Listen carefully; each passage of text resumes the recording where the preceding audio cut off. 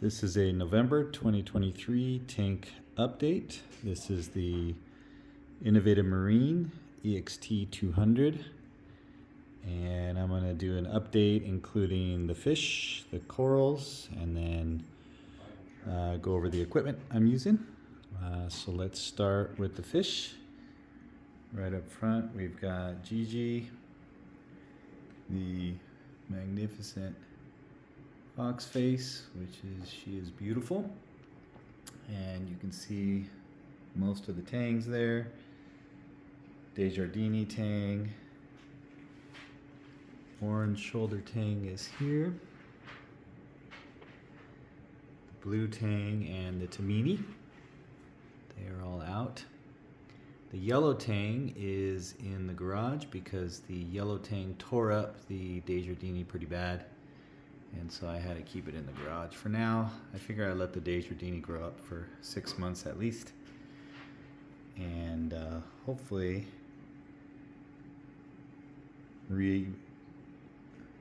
put the yellow tang back in the tank and see if they can get along then. The blue tang has recently been beaten up. You can see the fins on the Desjardins are a little tore up from the blue tang recently. So I've got a mirror on the side of the tank to see if I can get some of that aggression to go down. Other fish I've got the Banggai cardinals. Got 2 of those. I've got 3 of the pajama cardinals. Pajama cardinals have been breeding fairly often. I just had some eggs that I got out of the male's mouth, put it in the garage, and I don't see anything hatching, so I might have taken them out a little early, but we'll see. I've got a Scott's fairy wrasse, which is here, as well as the, I believe might be a McCosker's flasher wrasse, I'm not sure, I don't remember.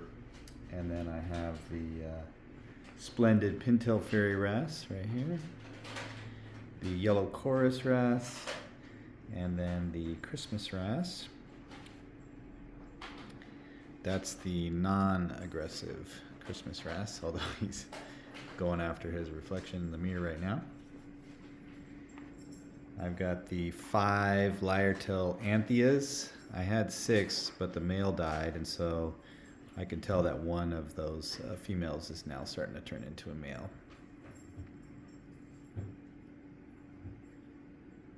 I've got the white firefish. I've got 2 of those. I had a couple of purples, but they died. I've had a heck of a time trying to keep the purples alive, so these 2 whites I've had for a while. And then I've got my chalk bass. I've got 4 chalk bass. This one I've had for a long time, and I've got the 3 little ones that can be a little shy at times. One of them has, this one here, has what is it called? Lymphocytosis, I think it's called, or lymphocystis, that's what it is. And you can see he's got these little white specks on him, and it's supposed to resolve after about 6 weeks, so we'll see in the next month if they seem to resolve. I've got the blue Springer damsels, 2 of those that live over there in that rock. I've got the 4 green chromis. One is hiding, but there's 4. So far they've got along okay. I've got the black Blenny. He's hanging out right over here. And the interesting thing is I have a yellow Watchman goby, and he paired up with the fire shrimp, which is the weirdest thing. And so I'll see if I can get a image of them paired up, and it's weird to see because the pistol shrimp that I put in the tank disappeared and they never found each other. I don't even know if the pistol is still alive. But then the Watchman goby ended up pairing up with the fire shrimp, which is pretty funny. I also have 2 skunk cleaners as well, and then of course the 2 clowns, which you gotta have a couple clowns. And then I've got various cleaners, the hermits, trocus snails, emerald crabs, stuff like that. For corals, I've got my original rock that I have here. This one is really the mainstay rock that I had in my old tank, which was the Red Sea Reefer 425 with the purple stylo, which I need to trim pretty soon. It's getting huge. The Oregon Tort, which I'm going to probably trim back and see if I can start some frags on that. The Duncan is huge, bunch of heads. I got that as one head, and obviously it's a lot now. I've got my little acan garden up front here, but I have really struggled keeping acans alive, so I want to add some more, but these guys are doing okay. We'll see over the next year or so if I want to add any more. GSP rock, which obviously trim back all the time to keep it from growing too much, but as long as you keep it on one individual rock, it's always pretty to have one of those. Got my torches, fairly simple, cheap torches, but may add one down the road. We'll see. Mushroom garden with a bunch of different colors of Recordia. These orange ones grow like mad, but Recordia garden's doing well. And then of course I've got quite a few SPS up top, including a few rainbow acros that I got. They were unnamed. They're starting to show their colors more and more and starting to come in. Some of them are real pretty. This one here is starting to color up. It looks like it's more of a purplish, greenish, teal color, but it's got some rainbow effect to it. It's fairly pretty. There's my Walt Disney frag, which is not really doing anything. It's been like that for 6 months, but hopefully one day it'll grow. There's my candy cane, which I also got as one head about 3 years ago, and now I don't even know how many heads is there. It's huge. This is a nice little purple SPS, pretty shaggy. That thing's cool. Here I've got the Alveopora garden. You can see I killed one of them here when I tried to kill some Aptasia with Aptasia X, and I didn't turn all the pumps on. It went right onto the Alveopora and killed it, so that was a bummer. But I ordered these two Alveopora, which I was hoping would control the growth of the pallies, but it's not so far. I'm gonna have to do something, probably stick a rock down on top of those pallies to control their growth. Got a nice blue zoa there, and then those pallies. I've had those a long time. And we've got the rock anemone garden, which I love rock anemones. They're great. I've got a bunch. The problem is they move around to areas like that one down there I had right up front, and he decided to move where no one can see him, which is great. And then these ones decided to move back to the back. So I've got like 3 back here. So they just kind of do what they want, but I still love the rocks. Up top,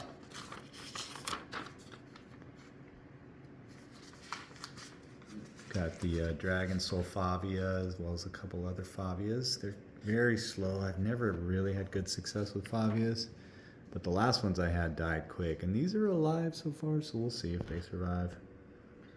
And then back there is my giant Euphilia garden with hammers and frog spawn, and all of those I got as one head. And I mean, the frog spawn, I don't even know how many heads that thing has. It is huge, but they're pretty. Grow like crazy. So that's all of the fish and the coral. I am running up on top light bar. There's another video I posted where I made this custom light bar. I've got 2 of the Red Sea 160S's, 2 of the LED 50s, and then 1 of the LED 90s. Those 3 in the middle, those were my old lights from my old tank, and then eventually I'll probably put another 160S, and then I'll have 3 of those and 2 of the 90s. I've also got the Reef Bright XHO, the 72-inch blue strip, and add some fill light because this is a fairly wide tank, and so those things work great, and corals are growing amazing. SPS is loving it all up top, so those lights are doing great. And then I've got the MP40s in the back, 2 of the MP40s in the back, and then I've got the Max Spec Gyre, the 350s, 2 of those, 1 on each send. And with that, in combination with the return pumps, is plenty of flow. Actually, too much. I've got all 4 of these wave makers are on the lowest settings, and it's a ton of flow. Part of that is because of the return pumps. I do have 2.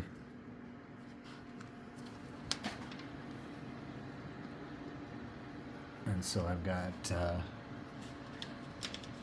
2 of the Vectra M2s. And so they're not even running, I think, 50%. And so obviously that's a lot of flow in combination with these wave makers. Everybody makes fun of my cord management. That's fine. It's a mess, but how do you get those many cords to be organized? I have no idea.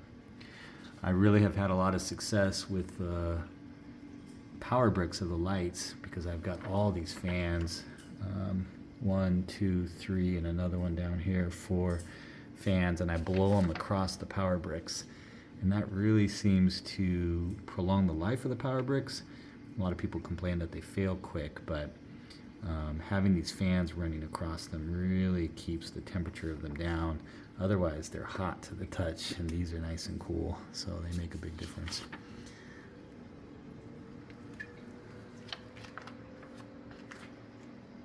I've got my trusty Reef Octopus skimmer. It's the Regal 150 INT. Thing works great. I empty it once a week, running normal filter socks. I change those once a week. I did try Refugium for a brief amount of time, but my nitrates and phosphates are super low. I actually have to dose nitrates, and so there was no point of keeping a Refugium, so no Refugium. And for dosing, I dose ALK, calcium, and Tropic Marine Part C. And on dosers, I dose them 3 times a day. So that's been working really, really well for me. And other than the nitrates that I have to dose, I dose those 3 times a week.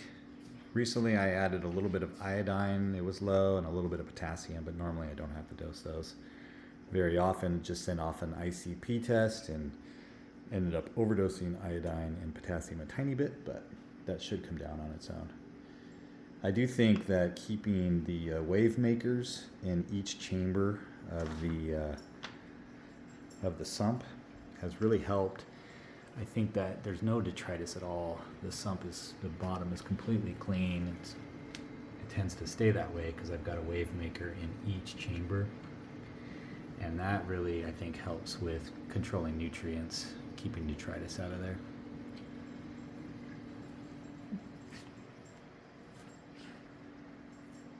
I do have the Aqua UV sterilizer. It's a little undersized, but seems to be working okay. And that's the overview of the fish, the corals, and all the equipment.